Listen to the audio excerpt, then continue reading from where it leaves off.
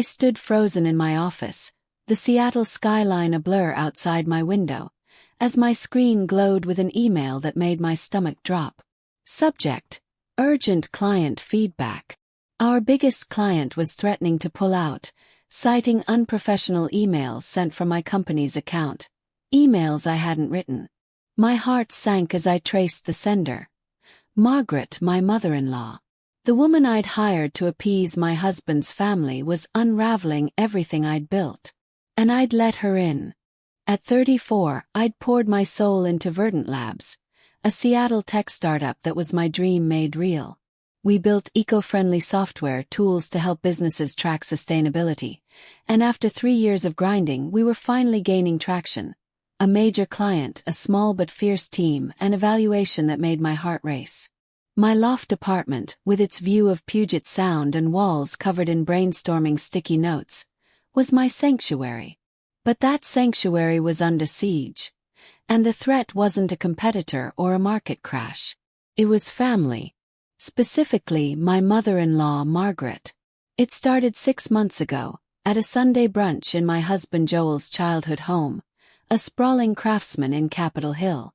Joel's family was close-knit, their gatherings loud with laughter and stories. I loved being part of it, even if I sometimes felt like an outsider, my tech-obsessed world a contrast to their cozy traditions. Margaret, 62, was the matriarch. Sharp-witted, impeccably dressed, with a smile that could warm or wound. She'd always been kind to me, but her kindness came with expectations, a subtle pressure to prove I was good enough for her son. That brunch, over quiche and mimosas, Margaret turned her focus on me. "Casey, VerdantLabs is doing so well," she said, her voice honeyed but pointed. "You must need more hands on deck. I've been thinking I could help." I froze, my fork halfway to my mouth. Margaret had been a high school principal before retiring, not a tech expert. I forced a smile, glancing at Joel, who was obliviously chatting with his sister. "That's sweet, Margaret, but we're a small team. Mostly coders and designers right now." Her eyes didn't waver. "Oh, I'm not talking code. I'm talking leadership, organization. I ran a school, Casey. I know how to manage people, budgets, clients. You're growing fast. You need someone with experience." She leaned closer, her voice softening. It'd mean so much to Joel to have family involved. To me, too. The room seemed to shrink, the clink of glasses and Joel's laughter fading. I felt the weight of her words, the unspoken. Family comes first. Joel's family had welcomed me, supported us when VerdantLabs was just a laptop and a dream. Saying no felt like rejecting them. I looked at Joel again, his warm brown eyes catching mine, and my resolve wavered. "I'll think about it," I said, my voice tighter than I meant. That night in our loft, I paced while Joel cooked pasta, the smell of garlic filling the air. "Your mom wants a job at VerdantLabs," I said, my words careful. "She says she can help manage things." Joel grinned, stirring the sauce. "That's Mom, always ready to take charge. Could be cool, right? She's great with people." I bit my lip, my stomach nodding. Joel didn't see the risk. Margaret's lack of tech experience, her strong personality in my carefully balanced team. "I don't know, Joel. The company's my baby. I'm not sure she fits." He set down the spoon, his brow furrowing. "She's not trying to take over, Case. She just wants to be part of it. Family means everything to her. To us." His voice was gentle, but the implication stung. Refusing Margaret would hurt him, hurt us. I loved Joel, his steadiness, his belief in me. I didn't want to let him down. Hope flickered. Maybe Margaret could help, bring her organizational skills to ease my load.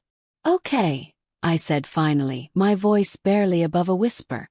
"I'll find a role for her. Something small." Joel hugged me, his relief palpable.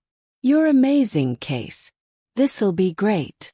But as I leaned into him, doubt gnawed at me. I'd built VerdantLabs from nothing, every decision mine. Letting Margaret in felt like opening a door I couldn't close. The next week, I met Margaret at a coffee shop near the office, a sleek space in Pioneer Square. My team, 6 coders, 2 designers, and a marketing lead, was lean, focused, and fiercely loyal. I'd crafted a role for Margaret, client liaison, handling communications to free up my time. It was low risk, or so I thought. Over lattes, I outlined the job, emphasizing boundaries. You'll manage client emails, schedule calls. It's straightforward, but you'll need to stick to our protocols. Margaret nodded, her silver bob catching the light. Of course, Casey. I'm here to support you. Her smile was warm, but her eyes held a glint. Confidence, maybe, or something sharper. I've dealt with parents, teachers, budgets. Clients will be a breeze. I forced a smile, hope battling unease. Great. We'll start you part-time, see how it goes. She reached across the table, squeezing my hand. This means so much, Casey. Or family. We'll make VerdantLabs shine. As we left, her words echoed, family shine. But they felt heavy, like a contract I hadn't meant to sign. I walked to the office, the Seattle drizzle soaking my jacket, and tried to shake the feeling that I'd just invited a storm into my world. VerdantLabs was my dream, my proof I could build something lasting. I'd hired Margaret to keep the peace, but deep down, I wondered if peace was the last thing she'd bring. The Seattle rain was relentless, mirroring the unease that had settled in my chest since Margaret joined VerdantLabs. At 34, I'd built my startup from a spark of an idea into a thriving tech company. But now my mother-in-law's presence was a shadow creeping into every corner of my dream. 2 weeks in, her role as client liaison was supposed to be simple.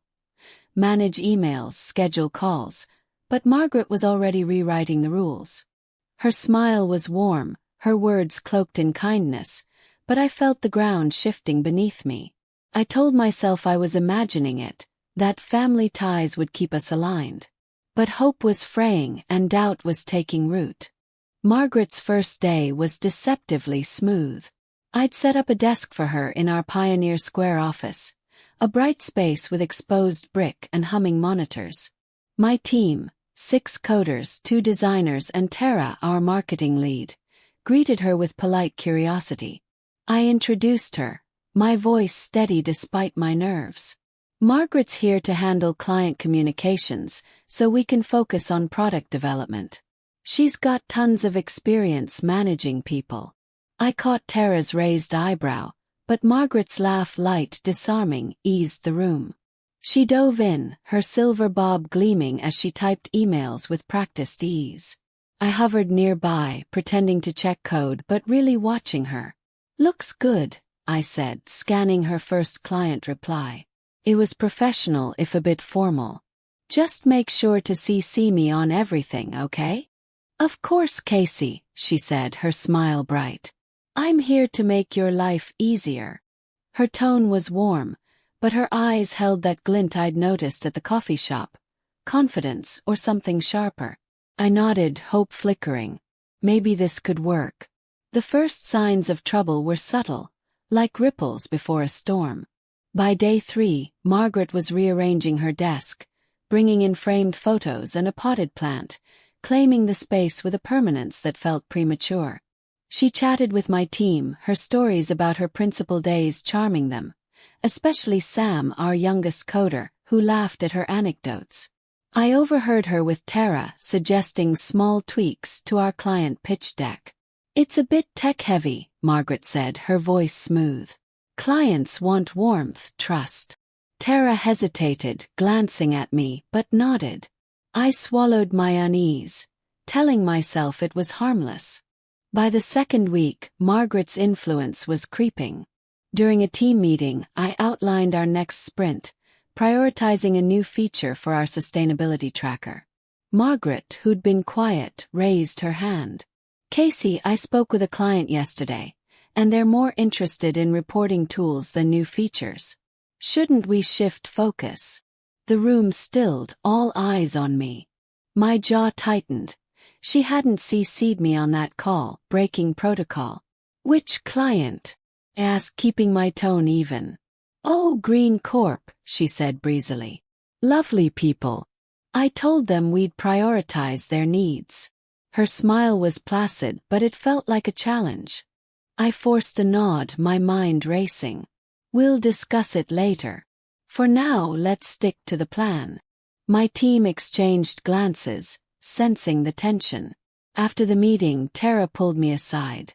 She's overstepping, Casey. You okay with this? I sighed, rubbing my temples. She's new. I'll talk to her. But doubt gnawed at me. Margaret wasn't just new. She was deliberate, her moves calculated. I caught her later, alone at her desk. Margaret, you need to run client calls by me. And don't promise changes without my approval. Her eyes widened, all innocence. Oh, Casey, I didn't mean to overstep. I just thought I was helping. I'll be more careful. Her tone was apologetic, but her smile didn't reach her eyes. I nodded, wanting to believe her, but the unease deepened. Margaret's alliances grew, subtle but undeniable. She brought homemade cookies to the office, winning over Sam and our designer Lila, who called her a total mom vibe. She'd linger after meetings, chatting with employees, her laughter a magnet. I overheard her with Sam, suggesting he'd tweak his code for client appeal, undermining my technical lead, Raj, who'd set the specs. Sam, eager to please, listened, and I saw Raj's frustration, a crack in my team's unity. Her control tightened in client interactions. I found an email she'd sent to a mid-tier client, promising a custom dashboard we hadn't budgeted for. She hadn't CC'd me. When I confronted her, she waved it off. They were wavering, Casey. I sealed the deal. You're welcome. Her tone was light, but it stung, a reminder of her disregard for my authority. I revised the email chain, setting clearer boundaries, but the damage was done. The client expected the dashboard, stretching our resources. At home, the tension bled into my marriage. Joel noticed my stress, his brow furrowing as we ate takeout in our loft. You okay, Case? You seem off. I hesitated, my fork pausing. It's your mom. She's pushing boundaries at work, making decisions she shouldn't. My voice was careful, but the truth hung heavy. Joel frowned, defensive. She's trying to help. Maybe you're being too hard on her. She's not used to tech, you know. His words were a loyalty I understood but resented. I swallowed my frustration, nodding, but the rift between us grew, a silent strain that kept me awake, staring at the ceiling while Joel slept. The boundary crossing came on a Friday, small but shattering. I'd been working late, finalizing a client demo, when Margaret called me into the office kitchen. Casey, I have an idea, she said, her voice bright. I was thinking we could rebrand the company newsletter. Make it more personal, family-oriented. I even drafted one, look. She handed me her phone, and my breath caught. The draft featured a photo of me and Joel, taken at a family picnic last summer, my arm around him, laughing. Below it, a caption. Casey and Joel, the heart of VerdantLabs family values. My stomach churned. I hadn't shared that photo, hadn't approved its use. It was private, a moment from my life, now weaponized to sell my company's image. Where did you get this? I asked, my voice low, trembling. Oh, Joel sent it to me ages ago, she said, waving a hand. It's perfect, isn't it? Shows clients we're relatable. I gripped the phone, my face hot. You can't use this. It's personal. You didn't ask me. Her smile faltered, but only slightly. Casey, I thought you'd be pleased. It's for the company. Her tone was gentle, but it felt like a slap, a reminder that she saw no line between family and business, no boundary she wouldn't cross. I left the kitchen, my hands shaking, and locked myself in my office. The photo burned in my mind, a violation that cut deeper than her office oversteps. Margaret wasn't just controlling VerdantLabs. She was claiming my life, my marriage, my identity. I sat at my desk, Milo's empty cat bed a stark contrast to the chaos in my chest. Hope that she'd fit, that family could coexist with my dream, was gone, replaced by a raw, aching resolve. I couldn't let her unravel me. I had to act, but how? As the Seattle skyline darkened outside, I knew one thing. This was only the beginning. The Seattle drizzle painted my office window in streaks, a gray backdrop to the storm brewing inside VerdantLabs. At 34, I'd built my startup into a beacon of sustainable tech, but now it was crumbling under the weight of my mother-in-law, Margaret. Her control, once subtle, cloaked in smiles, had become a wrecking ball, smashing through my authority and my peace. 3 months into her role, the company I'd poured my soul into was fraying, and I was fraying with it. Loyalty to Joel's family clashed with my need to protect my dream, and the tension was suffocating. I was losing grip, but I wasn't ready to let go. Margaret's escalation was relentless, a slow poison seeping into every corner of VerdantLabs. Her role as client liaison had morphed into something far larger. She was no longer just sending emails. She was reshaping the company in her image. She held informal chats with my team, her voice carrying across the open-plan office as she suggested changes to our app's interface or client strategies. Sam, our youngest coder, hung on her every word, his loyalty shifting. Even Tara, my marketing lead, wavered, admitting Margaret's client-first ideas had some merit. I saw the cracks in my team's unity, and each one felt like a personal failure. Her manipulations grew bolder. During a sprint review, I presented our roadmap for a new emissions tracking feature, a cornerstone of our next client pitch. Margaret interrupted, her tone sweet but cutting. "Casey, I've been talking to clients, and they're more interested in visual dashboards than complex trackers. Maybe we should pivot." The room went quiet, my team's eyes darting between us. She hadn't consulted me, hadn't followed protocol. I gripped my marker, forcing a smile. "We'll consider all feedback, but this feature's locked in. It's what sets us apart." Margaret nodded, but her smile was tight, her eyes glinting with something I couldn't name. Defiance, maybe, or triumph.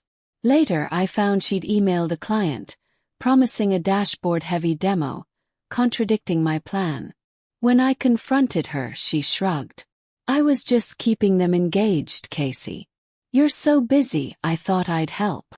Her words were a velvet glove over a fist, and I felt my authority slipping, my team caught in her orbit.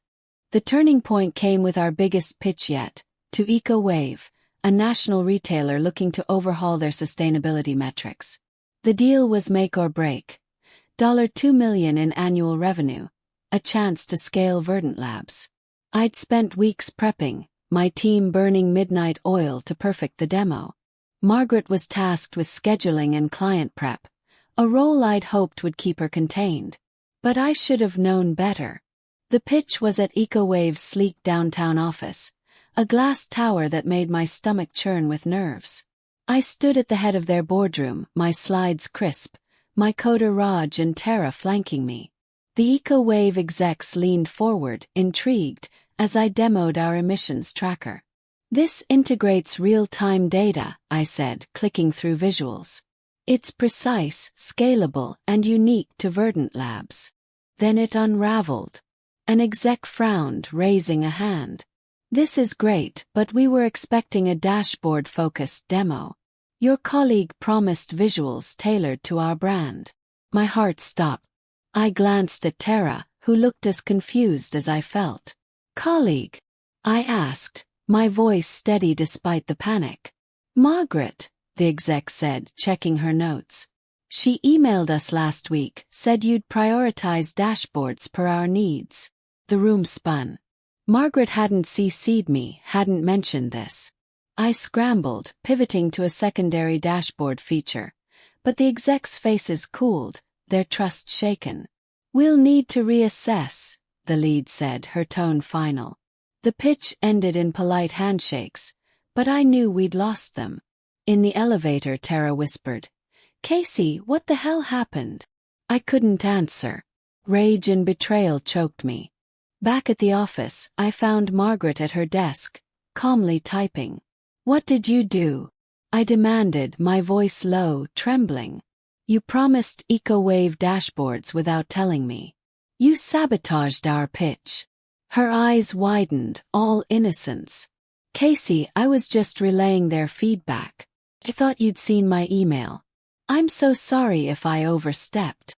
Her apology was smooth, but I saw the lie in her tightened lips. I checked my inbox later, no email. She'd gone behind my back, and it had cost us everything. The fallout was brutal. EcoWave sent a formal rejection, citing misaligned expectations. Our revenue projections tanked, and I had to delay hiring, straining my team. Sam and Lila, swayed by Margaret's charm, started questioning my decisions, their whispers cutting deep. Tara stayed loyal, but even she was frustrated, her faith in me wavering. I felt like I was shouting into a void, my leadership unraveling. My anxiety spiked, a constant hum in my chest. I barely slept, my loft's Puget Sound view mocking my chaos. At home, Joel sensed the strain but misread it. "Mom didn't mean to mess up," he said one night, chopping vegetables for dinner. "She's trying, Case. Cut her some slack." His defense was a knife, widening the rift between us. I wanted to scream that Margaret wasn't trying, she was taking, but I swallowed it, my silence a wall. I felt isolated, caught between my love for Joel and my duty to VerdantLabs. Loyalty to family was strangling my dream, and I was letting it. The personal toll deepened. Margaret's photo stunt, using my private picnic picture for a newsletter, haunted me, a violation I couldn't shake. She'd started calling Joel during my work hours, pulling him into company discussions without me. Her voice dripping with concern. "Casey's so stressed, Joel. I'm just helping." He'd relay her words, unaware of her manipulation, and I'd nod, my heart sinking. She was weaving herself into our marriage, and I was losing ground. The breaking point came at a team happy hour, a desperate attempt to boost morale. Margaret dominated, telling stories that painted her as the office savior. When I spoke, she'd interrupt, her laugh light but pointed. "Oh, Casey, you're so technical. Let me translate for the team." My team chuckled, but I felt erased, my authority a ghost. Later, alone in the bathroom, I gripped the sink, my reflection pale, my eyes burning. I wasn't just losing VerdantLabs. I was losing myself. That night in my loft, I sat with Milo. His purrs a faint comfort. The eco-wave disaster replayed in my mind. Margaret's lie a clarion call. I couldn't fire her outright. Joel would see it as betrayal, and my team was divided. But I couldn't let her destroy me. I opened my laptop, pulling up every email, every unauthorized promise she'd made. I saved them, my hands steady despite my racing heart. I needed proof, a case to expose her sabotage without fracturing my marriage. Then a risky plan formed. I'd audit her client interactions, track her moves, and confront her with undeniable evidence. If she wouldn't step back, I'd force her out, but quietly, strategically. I texted Tara, my voice in the message firm. "Need your help. Can you watch Margaret's emails? Something's off." Her reply was instant. "On it. You're not alone." Hope flickered, fragile but real. As I closed my laptop, the Seattle skyline dark, I whispered to Milo, "She's not winning this." The plan was dangerous, a tightrope over my family and my dream, but I was ready to walk it. The Seattle sky was a bruise of clouds, mirroring the storm building inside me. At 34, I'd poured my heart into VerdantLabs, my startup, but Margaret, my mother-in-law, was tearing it apart. Her sabotage, unauthorized client promises, team divisions, the eco-wave pitch disaster, had pushed me to the edge. I'd spent weeks gathering evidence, My Margaret folder a ticking bomb of her oversteps. Tonight I'd confront her. No more tiptoeing around family ties. Loyalty to Joel, my husband, had kept me silent, but I couldn't lose my company, my identity, to her control. The air in my loft crackled with the weight of what was coming. The confrontation was inevitable, but it took a final betrayal to ignite it. I'd been auditing Margaret's emails with Tara's help, tracking her unauthorized moves. Last week I'd found a bombshell. An email to Green Corp, our second biggest client, promising a full app redesign, something we couldn't deliver without gutting our budget. She hadn't CC'd me, hadn't mentioned it in meetings. When Green Corp followed up, expecting a timeline, I had to scramble, promising a scaled-back version to save face. My team was stretched thin, morale crumbling, and Margaret's smile as she apologized for the miscommunication was a knife in my gut. My anxiety was a constant pulse, stealing sleep, clouding my thoughts. Joel felt the distance, his eyes searching mine over breakfast. "Case, you're killing yourself over work," he said. His voice soft but frustrated. "Talk to me." I wanted to tell him his mother was a wrecking ball, but his love for her, for family, stopped me. "It's just stress," I lied, my voice hollow. The rift between us grew, and I felt like I was betraying him by planning against his mom. But VerdantLabs was my soul, and Margaret was strangling it. The turning point came on a Monday, when Tara forwarded me a chain of internal emails. Margaret had been rallying Sam and Lila, suggesting they pitch client-friendly features directly to her, bypassing me. "Casey's so busy," she'd written. "Let's take initiative." It was a coup, subtle but deliberate, fracturing my team's trust. Tara's note was blunt. "She's building her own kingdom. You need to stop this." I stared at the screen, my hands trembling, rage and fear colliding. I couldn't wait any longer. I called Margaret to my office that evening, the VerdantLabs space quiet, my team gone home. The Seattle skyline glowed beyond the window, a stark contrast to the darkness in my chest. She walked in, her silver bob pristine, her smile as warm as ever. "Casey, you wanted to talk?" Her voice was light, but I saw the glint in her eyes. Calculation, not kindness. I didn't offer her a chair. "Margaret, you're destroying my company," I said, my voice low but steady. "You've gone behind my back, made promises we can't keep, turned my team against me. I have proof, emails, client complaints, your initiatives. Why are you doing this?" Her smile faltered, but she recovered, her tone wounded. "Casey, I'm shocked. I've only tried to help. You're under so much pressure, I thought I was lightening your load." "Don't lie," I snapped, my voice rising. "You sabotaged the eco-wave pitch. You promised Green Corp a redesign we can't afford. You're manipulating my team, acting like you run this place. This is my company, Margaret, not yours." Her face hardened, the mask slipping. "Your company," she said, her voice sharp now. "You'd be nowhere without Joel's support. His family's money when you started. I'm family, Casey. I deserve a place here. You're too young, too green to handle this alone." The words hit like a slap, revealing a truth I'd sensed but ignored. "This isn't about helping," I said, my voice trembling with rage. "You've always resented me, haven't you? You think I'm not good enough for Joel for this. You want control to prove you're better."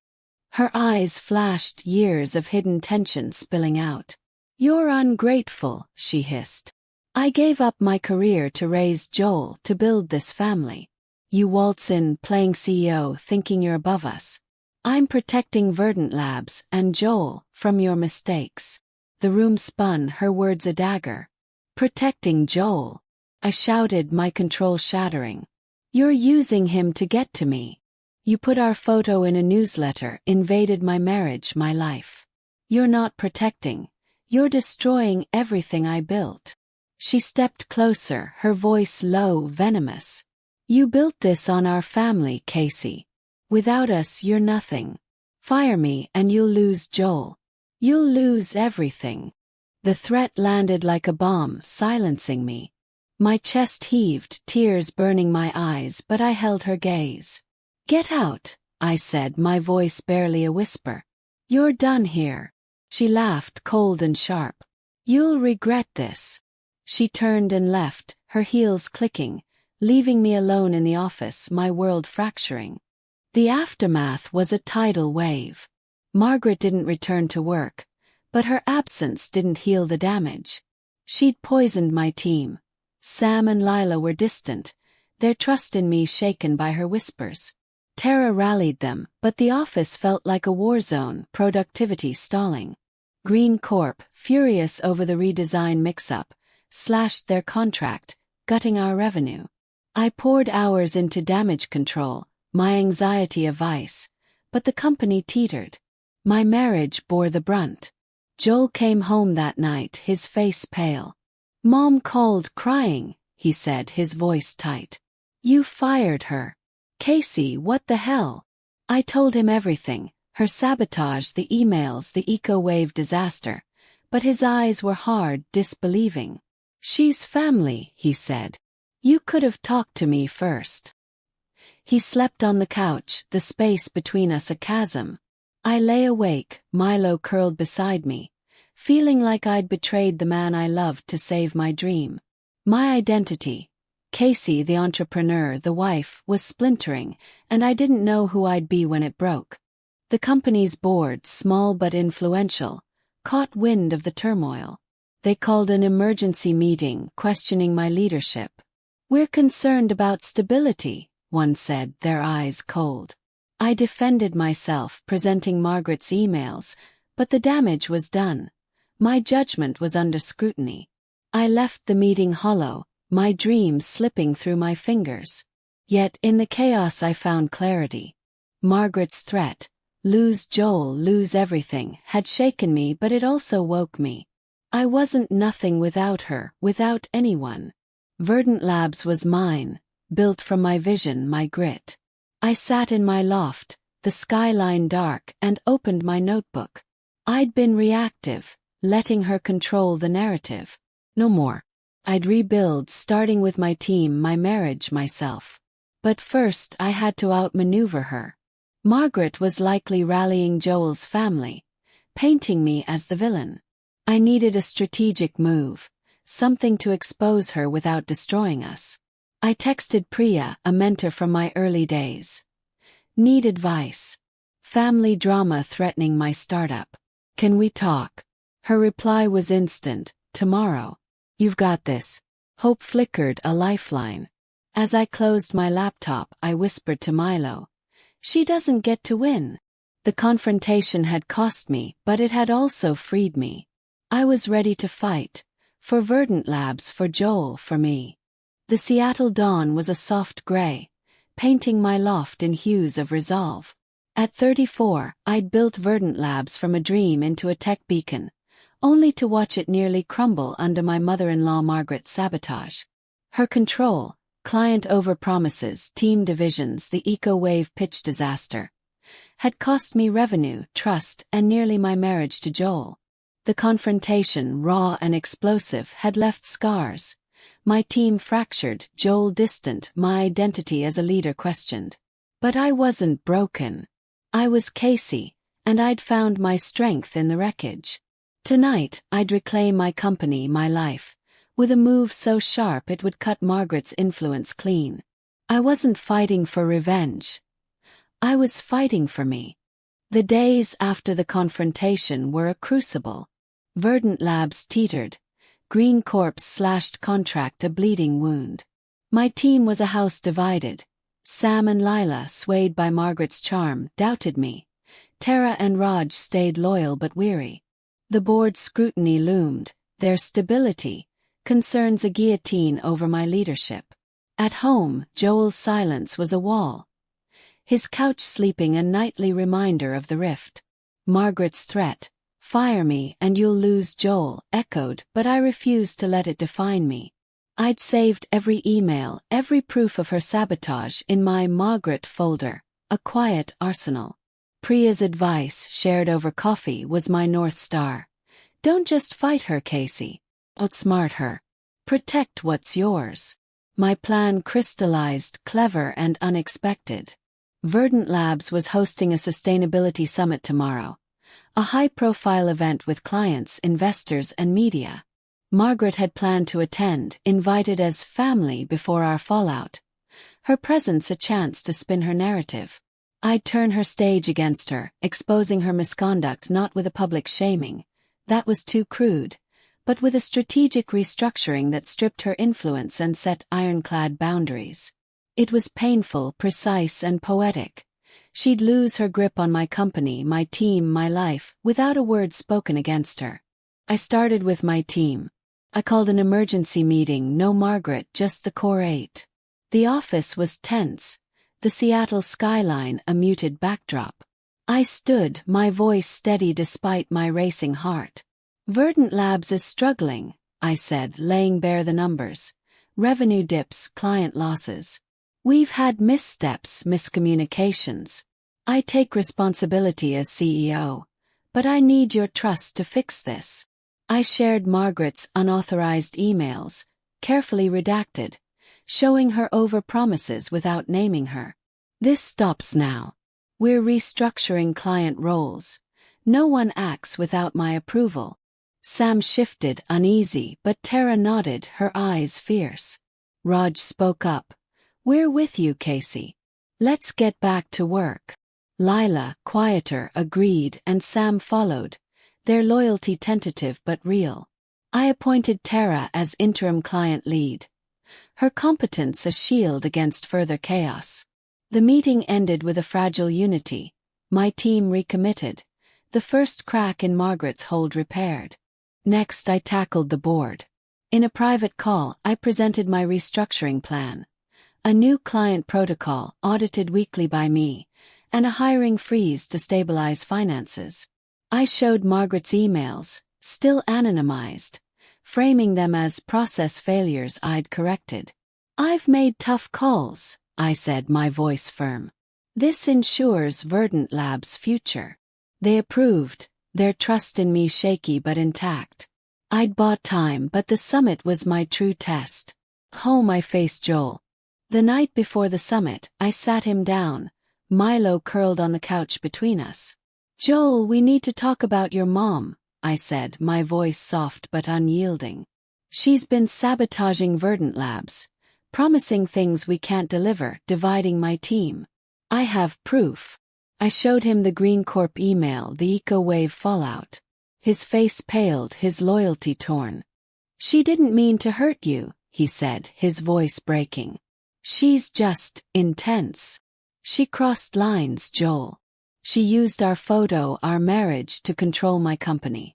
I love you, but I can't let her destroy what I built. My eyes burned, but I held his gaze. I need you with me, not against me. He was silent, then nodded, his hand squeezing mine. I'm with you, Case. I'll talk to her. It wasn't healed, but it was a start, a thread of hope in our fraying bond. The summit was a glittering affair, held in a waterfront venue, the Puget Sound sparkling beyond glass walls.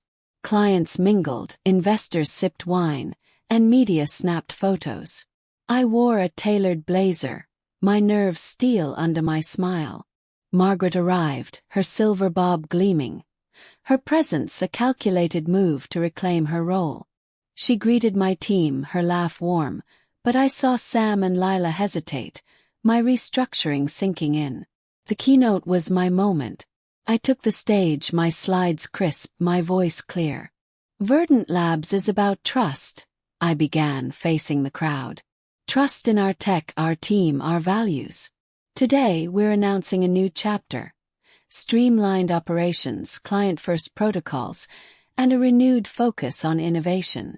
I detailed the restructuring, framing it as growth, not crisis. Every role is accountable to our mission, led by our core team. I nodded to Tara, Raj, the others, my eyes skipping Margaret. The crowd applauded, But Margaret's face tightened, her exclusion clear. I'd stripped her role without naming her. Her influence erased in front of the people she'd courted. Then came the twist. I introduced a new client portal, coded by my team in secret, replacing the dashboard-heavy promises Margaret had made. "This is VerdantLabs' future," I said, clicking to a demo that wowed the room.